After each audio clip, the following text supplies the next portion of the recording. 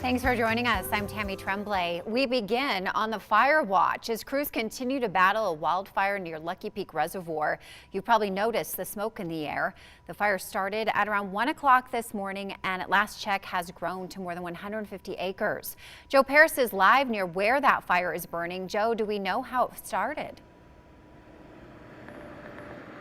Tammy, investigators at this hour are still looking into exactly what caused this fire early this morning, but one person does tell us, an investigator, that they have ruled out lightning as one of the causes. And I want to get right to this video that we shot a few hours ago. This is when really the fire was at its biggest. This was probably about 9:30, 10 o'clock. You're going to see the fire coming off of the hillside here near Lucky Peak. This is off of Highway 21 and Arrow Rock. This is the High Bridge area. You may be familiar with it. A lot of people were asking, where did all this smoke come from this morning that was floating down into the Treasure Valley? It's this fire. Now, from what we know right now, visually it looks like most of the fire is out, but investigators tell us that they aren't saying it's contained just yet. They're telling us that they have dug lines around where the fire was. Again, as we mentioned, about 150 acres.